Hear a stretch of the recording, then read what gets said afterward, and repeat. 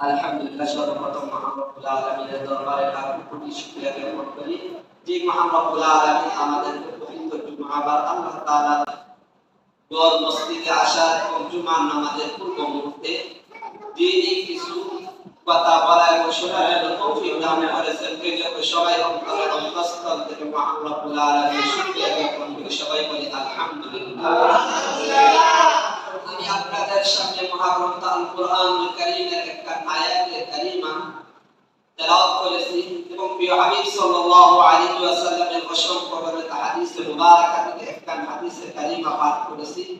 আল্লাহ যদি আমাকে তৌফিক দান করেন তাহলে পবিত্র কোরআনুল কারীমের আয়াতকে সামনে রেখে আল্লাহর নবীর পবিত্র জবান থেকে নিঃসৃত কথাকে পুঁজি বানিয়ে আমি আমার নির্ধারিত বিষয়ে কিছু কথা বলার চেষ্টা করবো। আমার তৌফিক দিয়ে সম্মানিত মুসাল্লিয়ানে কেরাম, আমরা যে বিষয়টি নিয়ে আলোচনা করছিলাম যে একজন মানুষ মুমিন হতে হলে কয়েকটা বিষয়ের উপর ঈমান আনতে হবে।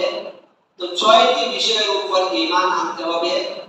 তো 6টি বিষয়ের মধ্যে আল্লাহ তাআলার প্রতি ঈমান আনা, তার রাসূলগণের প্রতি ঈমান আনা, তার কিতাবসমূহের উপর ঈমান আনা, এই 3টা বিষয়ে আমরা আলোচনা করেছি। আজকে আমি আপনাদের সামনে যে বিষয়টি নিয়ে আলোচনা করব সেটি হলো আল্লাহ তাআলার সৃষ্ট ফেরেশতাদের উপর ঈমান আনতে হবে। তো ফেরেশতারা হলেন আল্লাহ তাআলার সৃষ্ট এক মাখলুক। ফেরেশতাদেরকে আল্লাহ রাব্বুল আলামিন সৃষ্টি করেছেন। আল্লাহ তাআলা ফেরেশতাদেরকে কি দিয়ে সৃষ্টি করেছেন? হুজুরে পাক সাল্লাল্লাহু আলাইহি ওয়াসাল্লাম হাদিসে বলেন যে খুলিকাতিল মালাইকাতু মিন নূরি, যে আল্লাহ রাব্বুল আলামিন ফেরেশতাদেরকে নূর দ্বারা সৃষ্টি করেছেন। ওয়া খুলিকাল জান্নু মিন মারজিন মিন নার, আর জিনদেরকে আগুনের স্ফুলিঙ্গ থেকে সৃষ্টি করা হয়েছে। ওয়া খুলিকা আদম মিম্মা উসিফা লাকুম, আল্লাহর রাসূল বলতেছেন যে আর মানুষকে সৃষ্টি করা হয়েছে, অর্থাৎ আল্লাহ তাআলা কোরআনে কারিমে বলেন মানুষকে আল্লাহ তাআলা মাটি থেকে সৃষ্টি করেছেন। তো এই ফেরেশতা আল্লাহ তাআলার মাখলুক, আল্লাহ তাআলা নৈকট্য প্রাপ্ত একদল সৃষ্টি।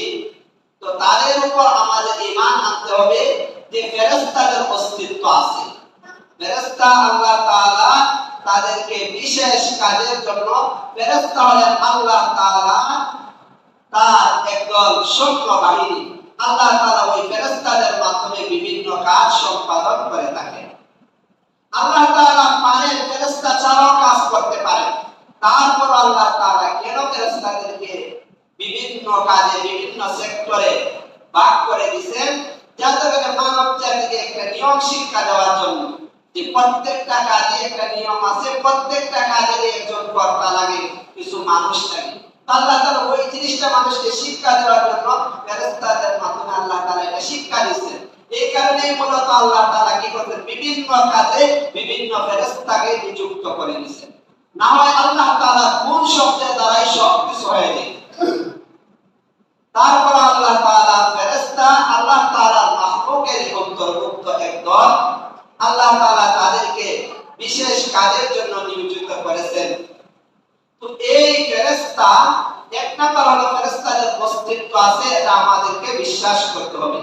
এবং ফেরেশতা আল্লাহ তাআলার মাখলুকের অন্তর্ভুক্ত, এটা আমাদেরকে বিশ্বাস করতে হবে। দ্বিতীয়, ফেরেশতা হলো নূরের তৈরি, এটা আমাদেরকে বিশ্বাস করতে হবে। পূর্ববর্তী উম্মতের অনেক ছিল যারা ফেরেশতাদেরকে আল্লাহ তাআলার বংশ হিসেবে মানত। অনেক জাতি এমন গেছে যারা ফেরেশতাদের ইবাদত করত, তারা ফেরেশতাদেরকে প্রভু হিসেবে মানত। এই কারণে আমাদেরকে এটা বিশ্বাস করতে হবে যে ফেরেশতারা মাখলুক, তারা কোনো ইবাদতের উপযুক্ত না, বরং আল্লাহ তাআলা তাদেরকে বিশেষ কাজের জন্য সৃষ্টি করেছেন। এই ফেরেশতাদের সংখ্যা অসংখ্য অগণিত। ফেরেশতাদের সংখ্যা আসলে হিসাব করে পাওয়া যাবে না। ফেরেশতা অসংখ্য অগণিত। আল্লাহ তাআলা বিভিন্ন কাজে বিভিন্ন ধরনের ফেরেশতাদেরকে নিযুক্ত রাখেছেন।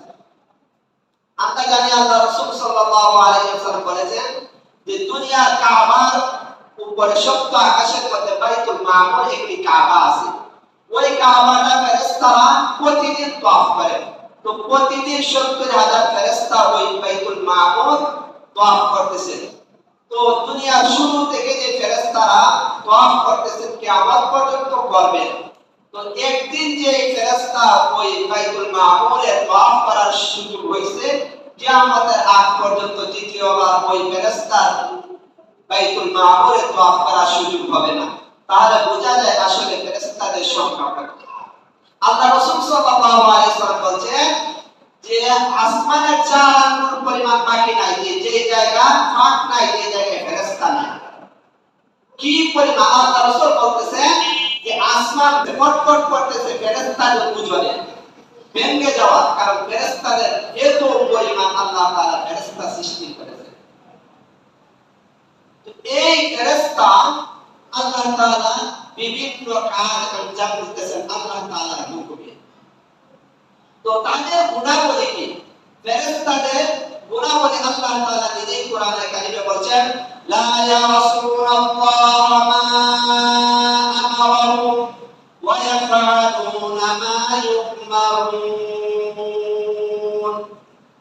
লা ইয়াসুনাল্লাহ মা আমারুহু, যে তাদেরকে যে আদেশ করা হয়, আল্লাহ তাআলা ফেরেশতাদেরকে যে আদেশ করেন তারা এর অবাধ্যতা করে না। আল্লাহ তাআলা যে আদেশ করেন এটাই করেন। ওয়া ইয়াফআলুনা মা ইউমারুন, যে তাদেরকে যে কাজের জন্য বলা হয় তারা ওই কাজটাই করেন।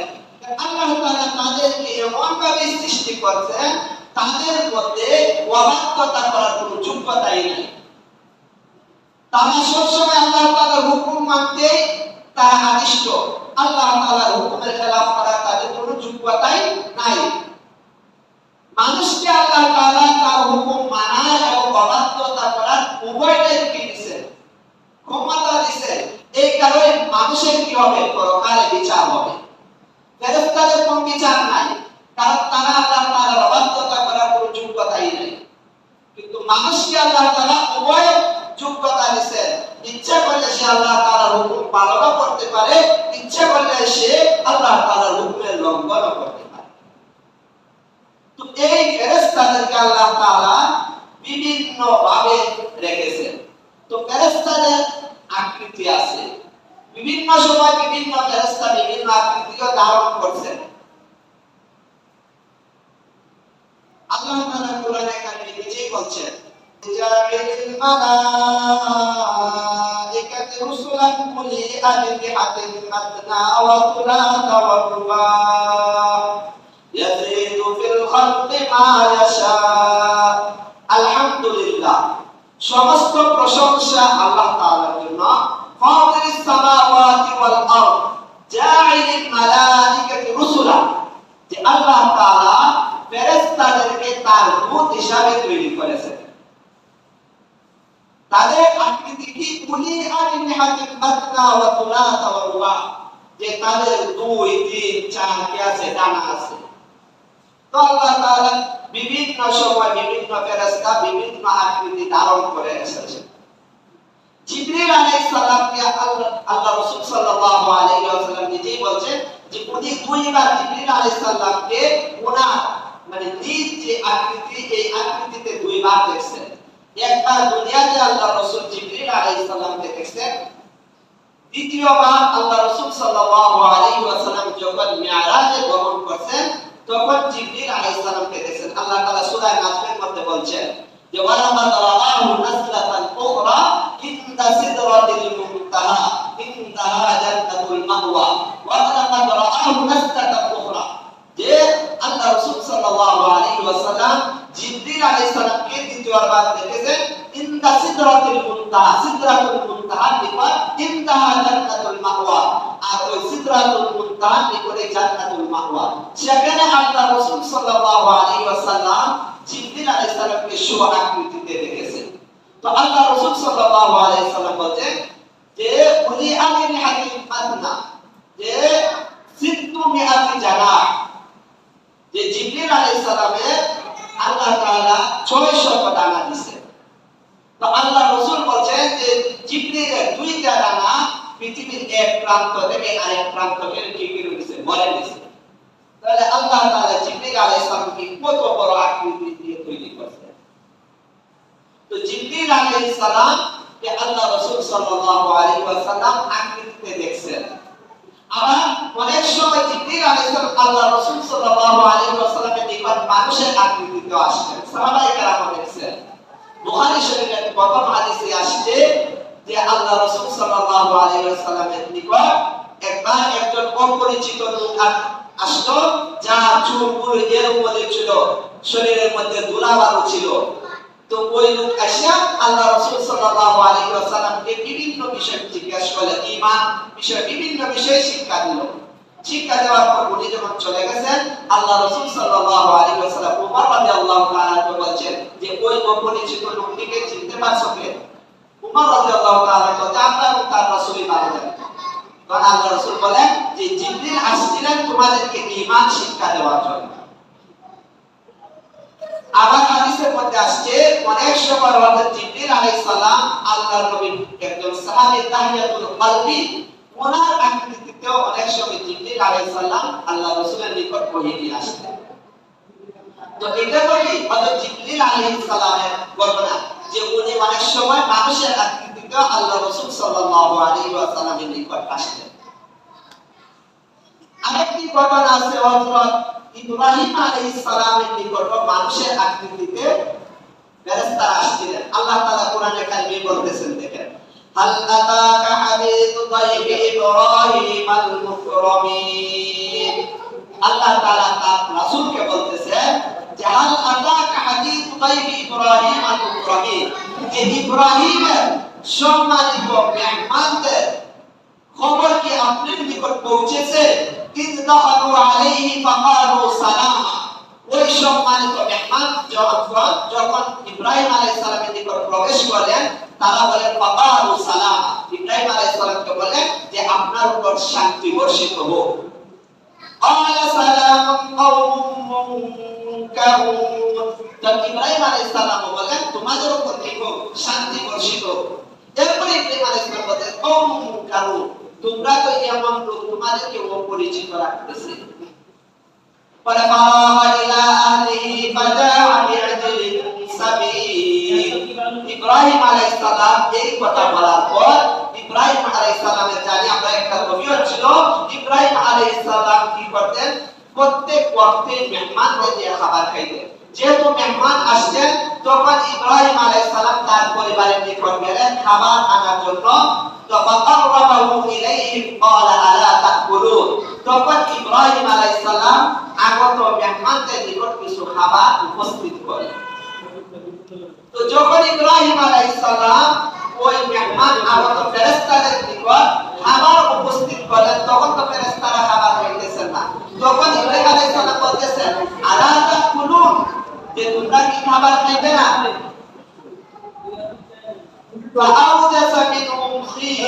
ইব্রাহিম আলাইহিস সালাম যখন মেহমানগণ খাবার খাইলেন না, যখন ইব্রাহিম আলাইহিস সালাম ফেরেশতাদের সামনে খাবার খেলেন, খাবার যখন গ্রহণ করলেন না, তখন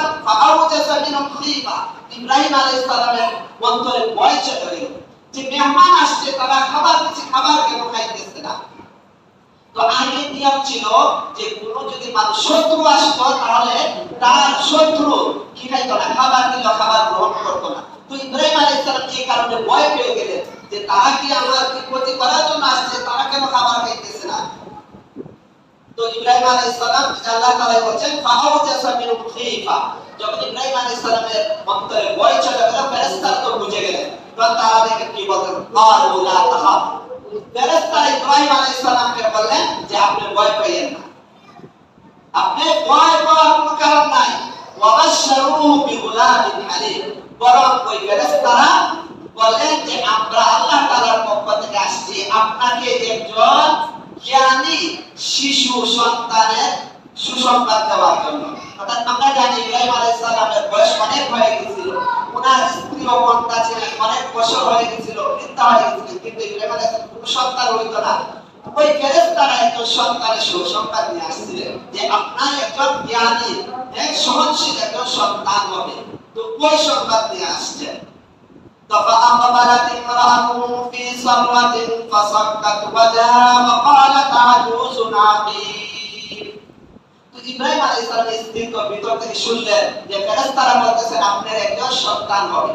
তো قالت عجوز عقيم কি বলতেছেন আমি কি বৃদ্ধ হয়ে গেছি, সন্তান আলাইসাই পৌঁছে গেছি, এখন আমার কিভাবে সন্তান হবে? এটা কিভাবে সম্ভব যে আপনারা সংবাদ দিতেছেন?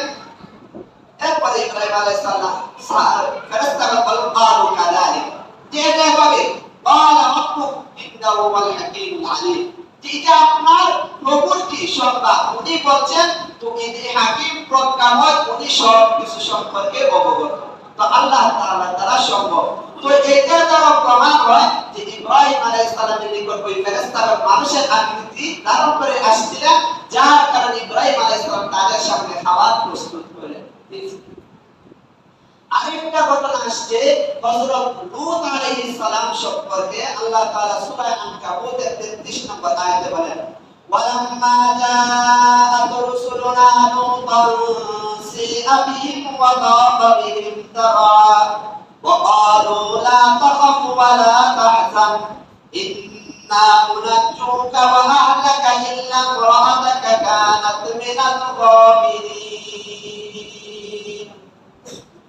ওয়ালাম্মা জাআত রুসুলুনা লূতান, আল্লাহ তাআলা বলতেছেন আমার দূতগণ অর্থাৎ ফেরেশতাগণ যখন লূত আলাইহিস সালামের নিকট আসলেন, সিআ বিহিম, তখন ওনার মনটা বিষণ্ণ হয়ে গেল। আগে তর্জমাটা বলি ওয়া দাকা বিহিম দারআ, এবং ওনার মনটা সংকীর্ণ হয়ে গেল। কারণ হযরত লূত আলাইহিস সালামের সম্প্রদায় আমরা জানি তারা সমকামিতায় কি লিপ্ত ছিল। তারা পুরুষের সাথে কি করত? হ্যাঁ, সমকামিতা কাজে, অর্থাৎ পুরুষে বিভিন্ন জিনিস, যেটা আমরা মহিলাদের সাথে যে কাজ করি এটা পুরুষে ওই কাজ করত।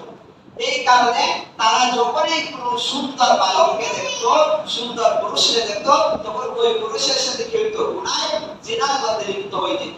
তো ওই ফেরেশতারা ছিলেন সুদর্শন যুবক, সুন্দর, আল্লাহ তাআলা প্রেরিত ফেরেশতা। তো তারা যখন আসছে তখন লূত আলাইহিস সালাম পেরেশান হয়ে গেলেন তাদেরকে দেখে। কারণ যে ওনার সম্প্রদায়ের অভ্যাসে নেই, যখনই কোনো সুন্দর বালককে দেখে তখন ওই ছেলের উপর তারা ঝাঁপিয়ে পড়ে এবং তার কি করে, তার সাথে অপকর্মে লিপ্ত হয়। তো লূত আলাইহিস সালাম চিন্তা করলেন তারা তো ফেরেশতাদের বুঝবে না, চিনবে না, তারা তো ওই ফেরেশতাদের সাথে অপকর্ম করতে চাইবে। ওই কারণে হযরত লূত আলাইহিস সালাম ফেরেশতাদের দেখে ওনার বিষণ্ণ হয়ে গেলেন, চিন্তায় পড়ে গেলেন এখন কি অবস্থা। কখন দিকে দেখা যায় যে তার সম্প্রদায়ের লোকেরা লূত আলাইহিস সালামের ঘরের চারদিকে উপস্থিত, দেখছে সুন্দর সুন্দর বালক ঘরের মধ্যে প্রবেশ করছে। তো লূত আলাইহিস সালাম বলছেন তোমরা আমার মেয়েদেরকে বিবাহ করো প্রয়োজন হলে, তাদের উপর তোমরা কি করবে না, কোনো ধরনের আক্রমণ করবে না, কারণ তারা হলো আমার মেহমান। তখন ফেরেশতারা কি বলতেছেন ক্বালু লা তাখাফ, তখন ফেরেশতারা বললেন লূত আলাইহিস সালামকে আপনি চিন্তা করেন না, ওয়ালা তাহজান, আপনি ভয় করেন না, ওয়ালা তাহজান, চিন্তিত হবেন না। কেন? যে আমরা তো আসলে আল্লাহ কি প্রেরিত ফেরেশতা, আমাদের সাথে তারা অপকর্ম করার সুযোগ পাবে না, বরং আমরা আসছি এদেরকে কি করার জন্য, ধ্বংস করার জন্য। যে তারা বলতেছে ইন্না মুনাজ্জুকা ওয়া আহলাকা ইল্লা ইমরাআতাকা কানাত মিনাল গাবিরিন, যে আমরা আপনাকে এবং আপনার যারা অনুসরণ করে তাদেরকে আমরা মুক্তি দিব, নাজাত দিব, এবং আপনার স্ত্রী লূত আলাইহিস সালামের স্ত্রী আমরা জানি কাফের ছিল, সেও ওই সম্প্রদায়ের লোক যারা সমকামিতায় লিপ্ত ছিল, সেও তাদের অন্তর্ভুক্ত ছিল। তো আল্লাহ তাআলা প্রেরিত ফেরেশতারা বলছেন যে আপনাকে এবং আপনার যারা অনুসরণ করে তাদেরকে আমরা মুক্তি দিয়ে দিব, রেহাই দিব, এবং আপনার স্ত্রী সহ যারা কাফের সবাইকে আমরা ধ্বংস করে দিব। তো ফেরেশতারা কি করেছিল, সমস্ত সম্প্রদায়কে ধ্বংস করে দিয়েছে। তাহলে এর দ্বারা বোঝা যায় যে লূত আলাইহিস সালামের নিকট ফেরেশতারা কি মানুষের আকৃতিতে আসছে। এই গেল যে ফেরেশতাদের আকৃতি। তো ফেরেশতাদের বিভিন্ন নাম কোরআন এবং হাদিস থেকে পাওয়া যায়। কিছু ফেরেশতাদের নাম, যাদের নাম পাওয়া যায় আমরা তাদের নাম সহ ঈমান আনবো তাদের উপর, যাদের নাম পাওয়া যায় না আমরা এমনি তাদের উপর কি আনবো, ঈমান আনবো। তা আল্লাহ তাআলা যে সমস্ত ফেরেশতাকে সৃষ্টি করেছেন সবার উপর ঈমান আনতে হবে। যেমন হযরত জিবরিল আলাইহিস সালামের নাম কোরআনের মধ্যে আসছে, জিবরিল নামেও আসছে।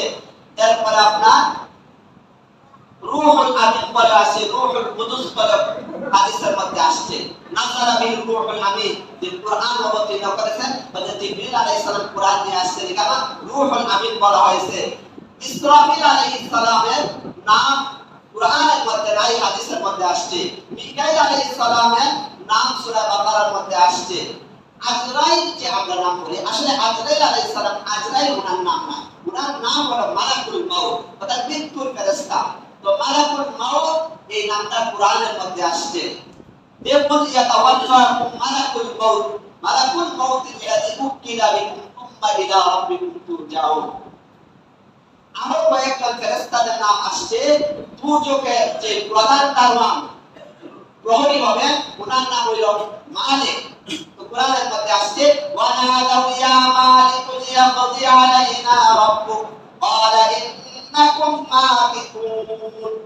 দুজকে জাহান্নামীদেরকে যখন শাস্তি দেওয়া হবে, তারা শাস্তি ভোগ করতে করতে এক পর্যায়ে মালিক ফেরেশতাকে ডাকতে বলবে যে তুমি তোমার প্রভুকে বলো আল্লাহ তাআলা যেন আমাদের জীবন শেষ করে দেন, অর্থাৎ একবারে মৃত্যু দিয়ে দেন। তখন উনি বলবেন ক্বালা ইন্নাকুম মাকিতুন, যে তোমরা এখানেই অবস্থান করো এবং শাস্তি আস্বাদন করতে থাকো, তোমাদের কোনো কি হবে না।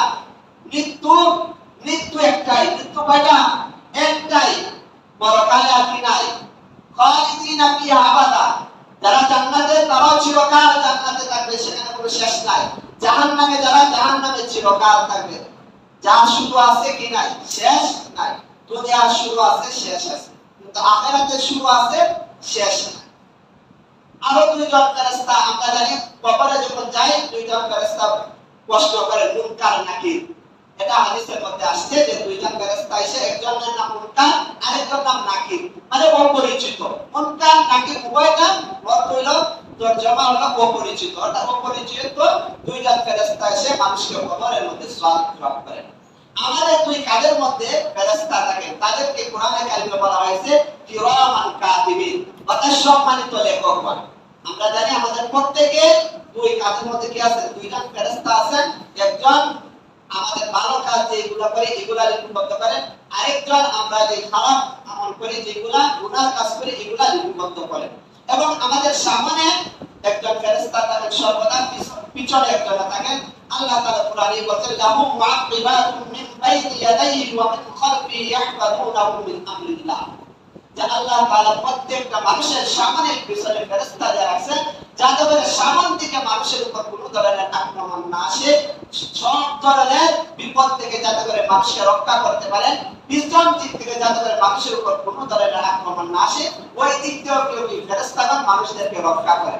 কারণ না হয় বলা হয় যে জিন যাতে আমাদের যে বিরোধিতা করে, তাদের যে ক্ষমতা, একটা মানুষের পৃথিবীতে বাঁচার অধিকার পারত না যদি ফেরেশতারা আমাদেরকে ঘৃণা করতেন। ফেরেশতা 19 জনের সংখ্যা আল্লাহ তাআলা কোরআনে কারিমে বলছেন।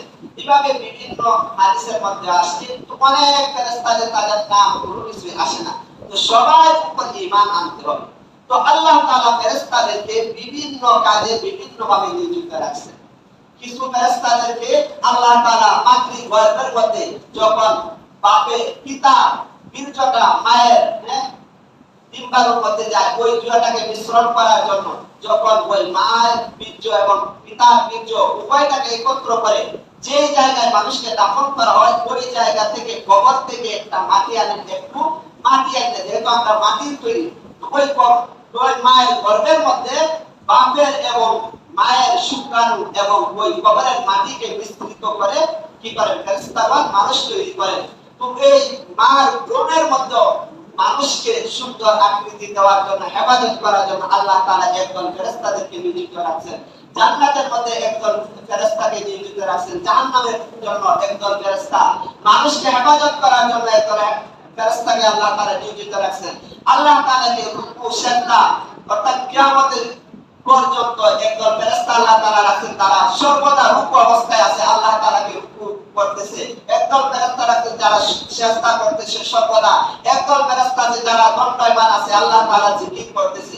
তো বিভিন্ন ভাবে বিভিন্ন ফেরেশতাকে আল্লাহ তাআলা কি করছেন বিভিন্ন সেক্টরে কন্ট্রোল করেছেন। বিশেষ করে হযরত জিবরিল আলাইহিস সালামকে আল্লাহ তাআলা নবীগণের নিকট ওহী নিয়ে আসার জন্য নিযুক্ত করেছিলেন। হযরত ইসরাফিল আলাইহিস সালামকে আল্লাহ তাআলা সিংহায় ফুৎকার দেওয়ার জন্য কিয়ামতের সময় ইসরাফিল আলাইহিস সালাম সিংহায় ফুৎকার দিবেন, উনাকে সিংহায় ফুৎকার দেওয়ার জন্য নিযুক্ত করেছেন। হযরত মিকাইল আলাইহিস সালামকে আল্লাহ তাআলা মানুষকে রিজিক দেওয়ার দায়িত্বে নিযুক্ত রাখছেন।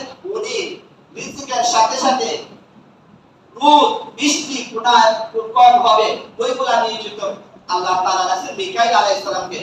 আজরাইল যাকে মালাকুল মউত বলা হয়, উনাকে আল্লাহ তাআলা মানুষ এবং প্রত্যেকটা প্রাণীর জান কবজের জন্য নিযুক্ত রাখছেন। তো বিভিন্ন ফেরেশতাদেরকে আল্লাহ তাআলা বিভিন্ন কাজে নিযুক্ত রাখছেন। তো এগুলো আমাদেরকে বিশ্বাস করতে হবে। আবার দুই দল ফেরেশতাকে আল্লাহ তাআলা বিশেষভাবে নিযুক্ত রাখছেন। এক দল ফেরেশতা যারা মানুষের জন্য সর্বদা দোয়া করে, নেক দোয়া করে। আরেক দল ফেরেশতা আল্লাহ তাআলা নিযুক্ত রাখছেন যারা মানুষকে বদদোয়া দেয়। তো আমরা জানি যে ফেরেশতারা আল্লাহ তাআলার নৈকট্য বান্দা। তো তারা যদি মানুষের পক্ষে দোয়া করে, আশা করি আল্লাহ তাআলা কি করেন, তাদের দোয়া কবুল করেন। আর তারা যদি মানুষের কি করে, বিপক্ষে বদদোয়া করে, ওইটা আল্লাহ তাআলা কি করেন, আল্লাহ তাআলা কবুল করেন। তো আমি কয়েকটা প্রকার বলবো যে কোন কোন মানুষের জন্য ফেরেশতারা বদদোয়া করেন এবং কোন কোন মানুষের জন্য ফেরেশতারা কি করেন, নেক দোয়া করেন তার জন্য। তো আমরা যারা ফেরেশতারা মনে করব যে আমরা ফেরেশতারা যাদের জন্য বদদোয়া করেন এদের যদি আমরা অন্তর্ভুক্ত হই, তাহলে আমরা এর থেকে কি যে বিরত থাকবো, যাতে করে ফেরেশতারা আমাদের জন্য বদদোয়া না করে। এবং ফেরেশতারা যে সমস্ত বান্দাদের জন্য নেক দোয়া করেন, যদি তাদের অন্তর্ভুক্ত হই তাহলে আলহামদুলিল্লাহ। তো আমি বলি ফেরেশতারা যে সমস্ত লোকের জন্য বদদোয়া করেন, এক নাম্বার যাদের ঘরে প্রাণীর ছবি থাকে। প্রাণীর ছবি বলতে মানুষ সহ গরু, ছাগল, কুকুর, বিড়াল, যাদের প্রাণ আছে ওই সমস্ত প্রাণীর যদি ছবি থাকে, তাহলে ওই ফেরেশতারা ওই ঘরের উপর কি করেন, বদদোয়া করেন সদস্যদের উপর। দুই নাম্বার, ওই স্ত্রী যে স্ত্রীকে তার স্বামী রাত্রে স্ত্রীকে স্বামী আহ্বান করে নিজের কাছে আসার জন্য, কিন্তু স্ত্রী স্বামী থেকে দূর থাকে, ওই স্ত্রীর উপর আল্লাহ তাআলা ফেরেশতারা লানত করেন, বদদোয়া করেন। তিন নাম্বার, যে সমস্ত মানুষ অন্য মানুষকে দাঁড়ানো অস্ত্র দ্বারা ভয় দেখায়, ওই সমস্ত মানুষকে আল্লাহ ফেরেশতারা বদদোয়া করেন তাদের জন্য। চার নাম্বার, যে সমস্ত মানুষ সাহাবায়ে কেরামের সমালোচনা করে, সাহাবায়ে কেরামকে গালি দেয়, এদের জন্য ফেরেশতারা বদদোয়া করেন। পাঁচ নাম্বার, যে সমস্ত মানুষ ইচ্ছাকৃতভাবে কোনো মানুষকে হত্যা করে তাদের জন্য ফেরেশতারা বদদোয়া করেন। ছয় নাম্বার, ওই আলেম যে আলেম হক কথা জানে, জানার পরও নিজে কোনো বয়ে, মসজিদের সভাপতির বয়ে, সেক্রেটারির বয়ে, নিজের চাকরির বয়ে শরীয়তের সঠিক হুকুমটা বলে দেয় না, ওই আলেমের উপরও ফেরেশতারা কি করেন, বদদোয়া করেন। সাত নাম্বার, যে ব্যক্তি বেদাতি কাজের মধ্যে সে নিজে লিপ্ত থাকে অথবা বেদাতি কাজ অন্য করে কিন্তু ওই কাজে সে সমর্থন দেয়, তার উপরে ফেরেশতাদের লানত। আট নাম্বার, যে মুসলমানের সাথে অঙ্গীকার করে অর্থাৎ ওয়াদা দেয়, ওয়াদা দেওয়ার পর সে ওই ওয়াদাকে ভঙ্গ করে, তার মানুষের কাছে তার কাছে ঋণ পায়, বলছে আগামীকাল দিব, কিন্তু আগামীকাল দেয় না, যে কোনো ধরনের ওয়াদা যদি ভঙ্গ করে ফেরেশতাগণ তাদের জন্য বদদোয়া করে। নয় নাম্বার, যে ব্যক্তি নিজের বাবাকে বাবা বলে স্বীকৃতি না দিয়ে অন্য ব্যক্তিকে কি দেয়, বাবা বলে স্বীকৃতি দেয়, নিজের মাকে মা ডাকে না, অন্য মহিলাকে মা ডাকে, নিজের ভাইকে ভাই বলে স্বীকৃতি দেয় না, অন্য ভাইকে কি ভাই বলে, অন্য নিজের বোনকে বোন বলে না, কিন্তু অন্য মেয়েকে কি বোন বলে, এদের জন্য কি ফেরেশতারা বদদোয়া করে। আসেন যাদের জন্য ফেরেশতারা নেক দোয়া করে। এক নাম্বার, যে পবিত্রতা অর্জন করে ঘুমায় অর্থাৎ ওযু করে রাত্রি বেলা ঘুমায়, তাদের জন্য ফেরেশতারা নেক দোয়া করে। দুই নাম্বার, যারা সালাতের জন্য অপেক্ষা করে অর্থাৎ মসজিদে এসে নামাজ জামাতের জন্য কি করতেছে, অপেক্ষা করতেছে। তিন নাম্বার, যারা সামনের কথা পুরা করে দাঁড়ায় তাদের উপর ফেরেশতারা নেক দোয়া করে। চার নাম্বার, যারা সামনে খালি জায়গা আছে এগুলা পূরণ করে দাঁড়ায় তাদের জন্য ফেরেশতারা নেক দোয়া করে। পাঁচ নাম্বার, যারা কাতারে ডান দিকে দাঁড়ায় তাদের জন্য ফেরেশতা নেক দোয়া করে। 6 নাম্বার, যারা ইমামের সাথে আমিন বলেন, ইমাম যখন জোরে কেরাত করেন, যখন ওয়ালাদ-দাল্লিন বলেন, পরে তারা কি ইমাম সাহেব আমিন বলেন, তারা আমিন বলেন, তো ফেরেশতাগণ তাদের জন্য নেক দোয়া করে। 7 নাম্বার, যারা সালাতের পরে বসে জিকির করে, আমরা তো দেখা যায় জুমা বার দেখা যায় ইমাম সাহেব যখন সালাম ফিরান দোয়া করবে তো দূরের কথা, সুন্নাত তো পড়েই না, দোয়াও করে না, সাথে জিকির করে চলে যায়। তো ফেরেশতারা তাদের জন্য দোয়া করে। যদি চান যে ফেরেশতারা আমাদের জন্য দোয়া করেন, তাহলে নামাজের পর দোয়া করবেন। দোয়ার পরে 4 রাকাত কি আছে ওয়াজিব, 4টা সুন্নাত মুআক্কাদ আছে, এই 4 রাকাত পড়ে যাইবে। 8 নাম্বার, মুসলমান ভাইয়ের সাহায্য করে, যারা মুসলমানদের সাহায্য সহযোগিতা করে ফেরেশতারা তাদের জন্য দোয়া করে। 9 নাম্বার, যারা ফজর এবং আসরের নামাজে জামাতের সাথে শরীক হয় ফেরেশতাগণ তাদের জন্য কি করে দোয়া করে। আমরা জানি ফেরেশতাগণ যে আমি বলছি প্রত্যেক মানুষের জন্য কি দেহরক্ষী হিসেবে ফেরেশতা আছেন, তারা একবার ফজরের সময় আসেন, তারা আবার আসরের সময় চলে যায়। তো এই 2 মুহূর্তে ফেরেশতারা মানুষের নিকট আসে এবং চলে যায়। তো ওই 2 মুহূর্তে যদি ইবাদত করে, এটা অনেক গুরুত্ব। এই কারণে আল্লাহ তাআলা আসরের কসম খাইছেন, ফজরের কসম খাইছেন। তো আমরা সবাই ফজর এবং আসরের জামাতে শরীক হই, প্রত্যেক ওয়াক্তে হোক। 10 নাম্বার, আল্লাহর রাস্তায় যারা খরচ করে তাদের জন্য ফেরেশতারা নেক দোয়া করে। 11 নাম্বার, যারা রমজানে সাহরি খায় তাদের জন্য ফেরেশতারা দোয়া করে, নেক দোয়া করে।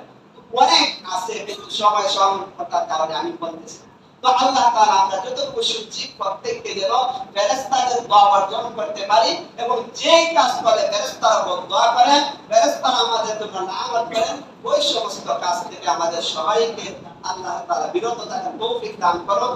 তো ফেরেশতাদের সম্পর্কে যে আলোচনা করছি এর প্রত্যেকটা আমাদের উপর যাগুলো আমল করা, তাদের উপর সঠিকভাবে ঈমান আনা, এবং আমাদের প্রত্যেককে আল্লাহ তাআলা পরিপূর্ণ মুমিন হওয়ার তৌফিক দান করুন। আমিন ওয়া আখিরু দাওয়ানা আলহামদুলিল্লাহি রাব্বিল আলামিন। যারা